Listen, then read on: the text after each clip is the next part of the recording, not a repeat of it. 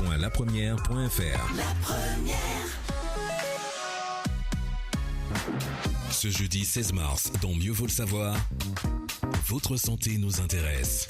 Qu'est-ce que le cancer de la thyroïde? Comment est-il dépisté? Traitement, prévention.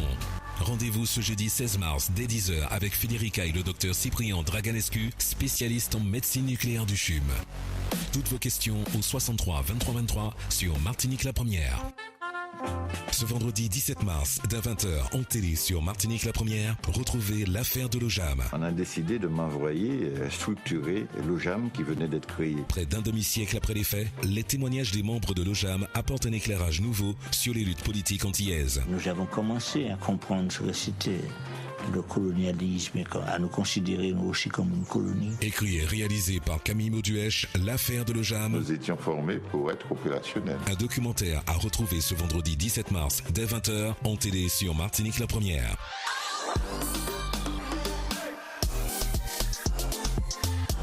Martinique la Première, c'est vous. Toujours au cœur du matin Bocaille, arrive pour vous servir jusqu'à 8h, 7h18 déjà. L'actu continue sur Martinique la Première avec le Sazot Kadi. L'invité n'est autre que Martine L'Heureux, toujours aux commandes de votre rendez-vous. Bertrand Carouge, bonjour Bertrand. Bonjour à toutes et à tous, bonjour Harry et bonjour Martine L'Heureux. Bonjour. Vous êtes membre du groupement, du collectif, on va dire, Stratégie Résilience, et vous êtes co-organisatrice avec l'association Ipiranga et son écolieu donc de Tivoli à Fort-de-France, de Déclic Matinique. Alors, ça va se dérouler sur 2 jours, à partir de demain et surtout samedi. Alors, on comprend bien que Déclic, c'est avec 2 K, D-E-K-L-I-K. Donc, il s'agit de provoquer un déclic en Martinique. Mais pourquoi et surtout pour inciter à quoi faire, Martine L'Heureux? Alors, déclic matinique, climat, donc un déclic sur la prise de conscience de ce qui est en train de se passer au niveau du climat, de ce dérèglement qu'il y a au quotidien, du fait que, le fait qu'il fasse plus chaud, le fait qu'il y ait plus de pluie, de plus en plus localisée, de plus en plus forte, tout ça impacte notre quotidien et voilà. Donc, en prendre compte, savoir pourquoi ça fait ça, pourquoi aussi il y a le risque d'événements majeurs, d'érosion de côtes, quels sont les autres risques pour nous, et puis surtout comprendre pourquoi aussi on n'est pas dans la compréhension de cette urgence climatique, parce que l'accélération est très forte, et le fait que ça se répande à la fois dans nos vies et dans nos vies économiques, nous devons vraiment en prendre conscience pour s'adapter déjà. Et quand vous me dites pourquoi, pour s'adapter, anticiper et s'adapter. On peut prendre conscience et on peut s'adapter surtout quand on a pris conscience et quand on a essayé d'anticiper. Donc agir avant que la vulnérabilité devienne trop forte. Alors, certains vous dites que vous faites un petit peu quand même dans le catastrophisme. Est-ce que c'est pas un scénario trop catastrophe qui est présenté ? C'est d'abord un scénario réaliste et c'est bien ce dont on doit prendre conscience, c'est la réalité de ce qui est déjà en train de se passer dans le monde et qui est en train de s'accélérer. Donc, on se base sur cela, sur le groupe sur le GIEC, le groupe d'experts intergouvernemental sur l'évolution du climat et sur tout ce que il nous apporte en termes de science. Et ils ont raison, mais souvent, on voit qu'ils ont raison 10 ans avant. Donc, concernant l'urgence, on peut voir tout ce qui s'est passé dans le monde pendant les grandes vacances, par exemple. On peut citer la France, par exemple, au Pakistan, les États-Unis. Il y a eu plein d'exemples, en fait. Mais ne serait-ce que chez nous, en fait, la tempête Fiona, par exemple, qui a détruit beaucoup de choses en Guadeloupe et qui a amené un volume d'eau extrêmement important et violent par rapport à une tempête. C'était juste une tempête. Et du coup, c'est monté, plus ça montait, en fait, dans les îles, et plus c'est monté en catégorie. Donc, voilà, c'est prendre conscience de cela et se dire que, c'est quelque chose avec lequel on doit vivre. Et surtout prendre conscience qu'on puisse agir pour, justement, s'adapter et tenter de faire diminuer les impacts les plus fâcheux par rapport à ce dérèglement climatique. C'est aussi ça l'esprit. Voilà, vous avez cette formule pour mieux gérer les risques, autant se préparer au pire et suffisamment à temps. En fait, du coup, nous, on a imaginé la journée sur plusieurs parcours où, en fait, on réalise des prises de conscience de différentes manières. Et effectivement, on parle avec les personnes très ouvertement de, eh bien, une fois qu'on sait ça, qu'on est à ce niveau d'information-là, qu'est-ce que nous, on a envie de faire? Et c'est là que la journée devient extrêmement participative, parce que nous, on ne va pas arriver avec des solutions toutes faites. Et on ne veut pas de ça, justement. On veut susciter, en fait, la participation du public en disant, bien, qu'est-ce que nous, collectivement, quand on a un niveau d'information un peu plus fort, qu'est-ce qu'on est prêt à faire? Parce que souvent, les politiques disent, ah ben non, on peut pas faire ça, on peut pas mettre ça en place parce que la population n'est pas prête. Et à travers tous les ateliers d'intelligence collective que l'on fait, notamment avec la fresque du climat, on voit bien que, eh bien, beaucoup de gens, une fois qu'ils ont un niveau d'information et d'éveil complémentaire, eh bien, ils sont prêts à faire et prêts à s'engager et ils ont envie, parce qu'aussi, ils voient bien que le mode de vie qui est moins d'emprise sur à la fois le climat, mais le climat ce n'est qu'un symptôme, et l'ensemble des limites planétaires, ce mode de vie est quand même meilleur tant pour notre santé que voilà pour tout notre environnement d'humain et tout le vivant dont nous faisons intégralement partie. Donc c'est une opération, une manifestation destinée, on l'a bien compris, au public le plus large, au grand public, parce qu'aussi vous faites le constat que cette question, cette préoccupation qui devrait être dans l'esprit de toutes et tous, eh bien, il n'est pas cette préoccupation, excusez-moi, n'est pas assez présente finalement dans le débat ici en Martinique. Alors ça commence, ça se fait, faut pas dire que rien ne se fait, que bon, ça commence à gagner les consciences petit à petit, mais il faudrait changer de braquet, quoi. Il faudrait que ce soit beaucoup plus large, beaucoup plus profond dans les consciences des uns et des autres. Ouais. Et d'ailleurs, vous présentez ça comme une journée pour des citoyens, portés par des citoyennes et des citoyens. Exactement. C'est vraiment le principe, c'est d'emmener les personnes, toute personne, toute martiniquaise de n'importe quel âge qui a envie de participer à ça va trouver des parcours qui s'adressent à lui. Et d'ailleurs, en fait, toutes les actions et les récits qui vont sortir de cette journée, ils seront portés à nos marraines et nos parrains de cette journée, puisqu'on a voulu justement qu'elles soient parrainées. Donc en fait... La transition est toute trouvée, parce que la prochaine question, c'était de vous parler des parrains et marraines, avec un clin d'œil en particulier à l'écologue Mélanie Artemant, que nous avons eu l'honneur déjà de recevoir ici et qui fait un travail fantastique autour de tout ce qui est les nappes d'eau, les mangroves, etc. Donc parlez-nous justement des parrains et marraines de Déclic Martinique. Et puis ensuite on viendra au programme lui-même. Oui, il faut expliquer ce qu'il y aura à partir. Tout à fait. Mais marraines et parrains. Les parrains et marraines, donc au niveau politique, nous avons monsieur Serge Letchimy, président de la CTM, monsieur Marcelin Nadeau, député de la Martinique, madame Claire Tessier, qui est sous-préfète à la cohésion sociale, madame Arlette Pujard, qui est directrice du Centre de la formation de la profession territoriale et qui est aussi autrice et engagée dans notre société.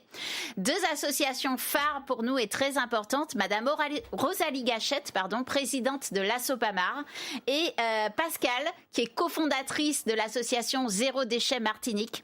Et comme vous l'avez dit, Mélanie Artemant en termes scientifiques. Et c'est donc Mélanie Artemant qui est écologue, spécialiste des milieux humides et membre de l'UICN. Et c'est grâce à ce travail, au travail des scientifiques, que nous vulgarisons. C'est-à-dire que nous essayons de donner dans un langage simple tout ce que ces personnes trouvent sur le terrain, constatent en termes de vivant et constatent pour que nous on puisse être mieux éclairés pour les décisions de demain. Donc certains de ces parrains et marraines seront là, présents physiquement, vont échanger à l'occasion avec le public. Tout à fait. Il y en a qui seront physiquement là et quoi qu'il en soit, on leur portera le résultat de cette journée pour qu'ils puissent en tenir compte dans leur feuille de route tant politique qu'associative, parce que ce qui nous tient à cœur aussi, c'est l'union des luttes. Vous avez vu, on a mis beaucoup de personnes très différentes et pour dire qu'en fait, que le climat, en fait, ça touche tout le monde. Alors, nous sommes dans Sazot Kadi avec, pour inviter ce matin, Martine L'Heureux, que vous venez d'entendre, de Stratégie Résilience et co-organisatrice, donc, avec Ipiranga et l'écolieu de Tivoli de Déclic Matinique. Je disais qu'il va se dérouler essentiellement samedi, mais qui commence quand même vendredi, avec notamment, vous y avez fait allusion tout à l'heure, la fresque du climat. Alors, dites-nous en quelques mots, qu'est-ce que c'est que cette fresque du climat ? La fresque du climat, c'est un atelier participatif d'intelligence collective, donc qui fait parler les gens entre eux, qui permet de comprendre les causes et conséquences du dérèglement climatique, de saisir l'urgence et derrière de débattre sur qu'est-ce qu'on est prêt à faire, qu'est-ce qu'on est prêt à voir faire dans notre île, dans le monde, qu'est-ce qu'on a envie de faire maintenant qu'on est sur un socle commun de connaissances. Donc effectivement, on organise une fresque tout public de 14h30 à 17h30. Donc ça c'est vendredi, hein, demain vendredi. Et en fait, nous vous demandons par contre de réserver. Ce sera à l'écolieu de Tivoli. Donc il faut réserver soit sur le mail contact@stratégierésilience.com, soit sur mon numéro de téléphone 06 96 71 03 03, vous m'envoyez un WhatsApp, un message sans problème et vous serez pris en compte avec grand plaisir. C'est intergénérationnel, ce sont des ateliers quand même là particulièrement plus pour adultes. Il faut se dire qu'on fait les 3 heures et qu'on est là parfaitement à l'heure. Et donc ça c'est le préambule de la journée de samedi. Donc notre journée. On va y venir, mais je voudrais que vous apportiez une précision à celles et ceux qui nous écoutent. Martine L'Heureux, c'est que cette manifestation Déclic Matinique, donc pour une plus grande prise de conscience du dérèglement climatique et donc de la nécessité d'agir au quotidien pour en diminuer les effets, il y aura une couverture par un journaliste en vue d'un documentaire pour France Télévisions, diffusé en prime time. Diffusé en prime time, oui, tout à fait. Donc il a commencé son travail depuis lundi et il est allé voir des personnes clés qui agissent sur le dérèglement climatique, soit en tant que donneurs d'alerte, soit en tant que sur le terrain, par des actions très concrètes soit pour s'adapter, soit pour organiser un monde un peu autrement, notamment par l'agriculture. Donc il a prévu toute une succession de personnes en fait qu'il va voir et mettre en avant, et ce pour la Martinique, la Guadeloupe, la Guyane et la Réunion et une île dans le Pacifique également. Et donc, il s'agit de l'équipe de Jean-Michel Venamini. Voilà, merci. Donc, on parlera des modalités pratiques, c'est promis, dans quelques instants, après la courte interruption pour le flash d'information. Et nous parlerons donc des modalités pratiques pour cette journée de samedi et des parcours, et puis comment il faut s'inscrire, les différents parcours. Et l'opportunité sera offerte également à nos auditeurs de pouvoir échanger avec notre invité. La suite dans un petit instant, on va se connecter à Paris pour les toutes dernières infos et puis une dernière demi-heure ensemble avec notamment quelques petits rendez-vous. On vous salue, vous êtes sur les routes de la Martinique, vous vous réveillez, oui ça se peut aussi. Et puis vous souhaite à tous une très très très bonne journée avec Martinique la première. On est jeudi 16 mars. L'actu à suivre, oui, dans pas longtemps, pas encore prêt. Bon, on va garder un petit peu le micro, la météo en ce moment de leur côté. Chez nous, tout va bien pour la météo. Vous l'aurez compris tout à l'heure, on a annoncé dans l'information quelques petits blocages, plutôt au niveau de la Galéria. Ça a l'air de rouler plutôt pas mal. L'évolution, ce sera tout à l'heure dans notre journal de 8h avec la rédaction de Martinique la première. Et puis concernant cette journée, on a omis de saluer les bénédicts, on l'a fait. On va le faire tout à l'heure, juste après l'actu finalement déjà là en place. Donc confrère de France Info tout de suite, 7h30. L'essentiel de l'info, Mélanie Delaunay. Une réunion est en cours à l'Elysée entre Emmanuel Macron, plusieurs ministres et les chefs de file de la majorité convoqués pour la deuxième fois de la journée par le chef de l'État. Maintenant que la réforme des retraites a été définitivement votée au Sénat, l'heure est au calcul des voix à l'Assemblée où le vote a lieu cet après-midi. Y aura-t-il suffisamment de républicains à voter pour ? C'est ce que le camp présidentiel cherche à déterminer, sachant que le 49-3 peut encore être dégainé. Personne n'est confiant. D'après Bruno Retailleau, le patron des sénateurs LR, il assure ne pas savoir ce qu'il en sera. Devant l'Assemblée, les responsables syndicaux vont bientôt prendre la parole. Ils se réunissent ce soir pour décider de la suite à donner au mouvement. La contestation se traduit aujourd'hui par des actions comme des coupures de courant dans les Ardennes, jusqu'à 32 000 foyers touchés, des blocages des ports également. Le mouvement qui se poursuit à la SNCF. Chez les éboueurs, le dépôt de Vitry-sur-Seine près de Paris a été débloqué ce matin par les forces de l'ordre. C'est dû aux économies d'énergie, aux prix élevés aussi. Notre consommation d'électricité l'électricité a baissé de 9% pendant l'hiver selon le gestionnaire RTE. Réarmer la diplomatie française au service de la paix, objectif affiché par Emmanuel Macron qui a annoncé une hausse de plus de 20% des crédits du Quai d'Orsay pour mettre, explique le chef de l'État, les moyens du ministère des Affaires étrangères en conformité avec les ambitions de la diplomatie française. La Banque centrale européenne se prononce aujourd'hui sur une nouvelle hausse des taux d'intérêt pour lutter contre l'inflation. La BCE qui doit prendre en compte les conséquences pour les banques après la faillite de la SVB aux États-Unis et au lendemain des inquiétudes autour du Crédit Suisse. La Banque nationale suisse vient au secours de la banque avec un prêt de 50 milliards d'euros, ce qui a rassuré les marchés financiers. En Grèce, plus de 40 000 personnes ont manifesté ce matin, mouvement de contestation contre le gouvernement 2 semaines après un accident de train qui a fait 57 morts. Les jeunes ont leur carte à jouer maintenant que Lloris, Varane ou Benzema ont pris leur retraite internationale. Quelle liste pour entamer les préparatifs de l'Euro de football 2024? Didier Deschamps va annoncer en tout début d'après-midi les joueurs qu'il retient pour les premiers matchs. Ce sera contre les Pays-Bas dans 8 jours et puis contre l'Irlande le 27 mars. Une nouvelle aventure qui commence pour les Bleus de Didier Deschamps. Merci.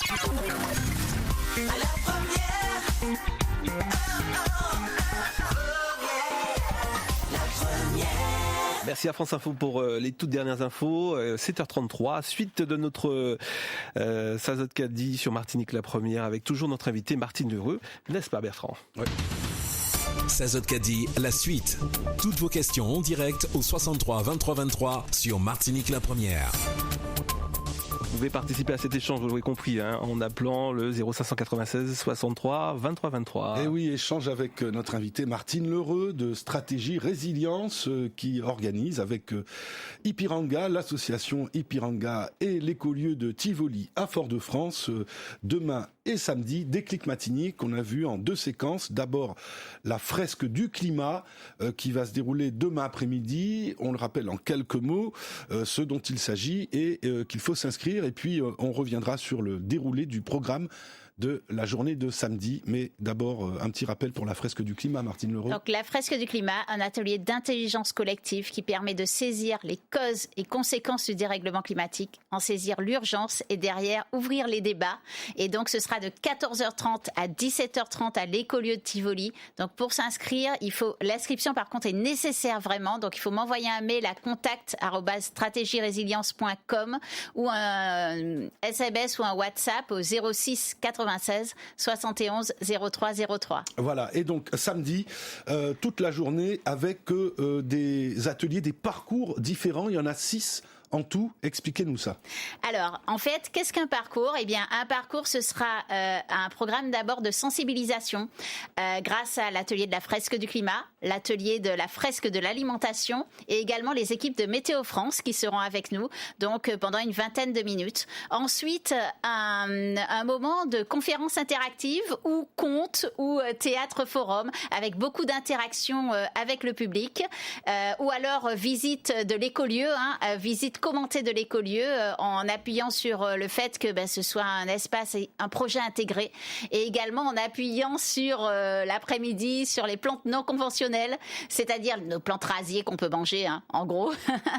Et donc ça c'est les 2 premières phases. La 3e phase du parcours c'est faire appel au récit et à l'imaginaire avec la fresque de la renaissance écologique. C'est comment construire ensemble un récit à partir d'un scénario et là inciter les personnes à partager entre elles pour nous laisser justement des récits, des imaginaires, des actions. Et la dernière partie, la reliance avec le vivant, pendant toute la journée, donc on pourra découvrir des recettes avec Ipiranga. On pourra également faire de l'initiation à la transformation de la fibre de coco avec Tressage et de l'initiation à la bamboo music puisque Bambooman sera là tout l'ensemble de la journée pour vous faire découvrir et tester et jouer l'ensemble des instruments qu'il a inventés en termes de bambou. Et il conclura avec un concert, je crois. Il conclut tout à fait avec un super concert, donc à 16h, de 16h à 17h30, c'est le concert de Bambooman, un super temps. Et bien sûr, les enfants sont bienvenus dans nos parcours. Nous avons l'association Casaliane qui a concocté de super parcours avec la découverte de nos plantes, la découverte des animaux, des parcours moteurs et aussi aussi des lettres à la nature et à 15h, un temps d'expression avec un land art. Donc voilà, il y aura vraiment des temps spécifiques à la fois pour les adultes et pour les enfants et beaucoup de temps d'échange parce que, comme je vous l'ai dit, cette journée, on la veut participative. On veut que l'échange soit au centre et que ce que veulent les personnes soit vraiment au centre. Et d'ailleurs, l'entrée est libre. Hein. Là, par contre, il n'y a pas d'inscription. Voilà. L'entrée est libre, aucune inscription et vous pourrez à la fois nourrir le corps et l'esprit puisque l'association d'Ipiranga réalise son mini-marché et il y aura également des exposants de produits locaux, avec de l'huile, des ustensiles de cuisine, du miel, enfin tout ce qu'on peut trouver dans l'artisanat local. Donc vous aurez la possibilité d'allier les deux moments. Merci Martine L'Heureux. En guise de conclusion, si vous pouvez nous rappeler en 1 ou 2 minutes finalement l'enjeu principal de cette manifestation et donc de la nécessité de se préoccuper davantage encore justement des effets du dérèglement climatique. Nos activités humaines, elles utilisent du pétrole, du gaz et du charbon. Par exemple, le pétrole avec l'essence, etc. C'est ce qu'on appelle les énergies fossiles, qui ont mis des millions et des millions et des millions d'années à se former et qu'on va puiser sous le sol et qu'on puise très très vite. Et quand on les puise, on les brûle pour les utiliser et elles émettent un gaz, une sorte de gaz à effet de serre, qui est le CO2. Et en fait, plus ça va, plus ce CO2, il était déjà là naturellement. Ce qu'on appelle l'effet carbone. Exactement. Et plus ça va, plus il y en a dans notre atmosphère et du coup, ça fait comme si on met une couverture au-dessus de notre tête qui s'allonge et qui dérègle les éléments. Et ce dérèglement nous emmène des températures plus fortes et des pluies plus denses de manière principale et également des effets météo extrêmes comme des cyclones majeurs, la montée des eaux et tous ces éléments-là. Et ce sont des éléments qui, dans notre quotidien, nous emmènent à prendre des considérations très différentes. Vous vous souvenez tous, je pense, de la sécheresse de mars 2020. Par exemple, où il y avait très peu d'eau au robinet, voire pas du tout dans certains endroits, mais surtout où nos rivières étaient très basses. Si vous allez voir là le barrage de la Manzo, vous verrez que malgré l'ensemble des pluies, il ne s'est pas rechargé au niveau où il devrait l'être pour affronter ce carême. Voilà donc un des effets concrets, par exemple, effectivement, de ce processus qu'il s'agit donc d'inverser en fait. Voilà. Merci Martine L'Heureux. Alors vous vous étiez déjà prêté à l'exercice avec Pascal Labroix il y a quelques jours. Vous vous étiez déjà rodé. Voilà, occasion aussi de rappeler ce rendez-vous qu'il nous propose tous les samedis matins, Pascal, qui quelquefois aussi accueille les appels. Alors il y en a pas eu ce matin, mais voilà, le sujet est néanmoins intéressant. On l'a vu. Bonne manifestation, bonne opération Déclic Matinique demain et samedi. Bonne journée à toutes et à tous et on se retrouve demain matin pour le dernier Sazot Kadi de la semaine. Exactement, des informations claires et précises ce matin. Merci à vous deux. Merci. Des questions bien orientées, des réponses également, je pense, qui ont répondu aux interrogations des Martiniquais autour de Déclic Martinique et de ce dérèglement climatique. 7h40, vous écoutez Martinique la première. Le meilleur moment pour manger, c'est quand on a faim. Pour boire, c'est quand on a soif. Pour parler, c'est quand on a quelque chose à dire. Et le meilleur moment pour faire un dépistage du cancer colorectal, c'est quand on n'a pas de raison d'y penser. Et oui, c'est quand vous n'avez aucun symptôme qu'il faut vous dépister. Car détecté tôt, le cancer colorectal se guérit 9 fois sur 10. Si vous avez plus de 50 ans, recevez votre test chez vous en le commandant sur e-cancer.fr ou consultez votre médecin ou un pharmacien participant. Vous vous en remercierez. Ceci est un message du ministère chargé de la Santé et de l'Institut National du Cancer. Le festival Saïba de Tropicatrium Scène Nationale présente Les Misérables, vendredi 17 mars à 19h.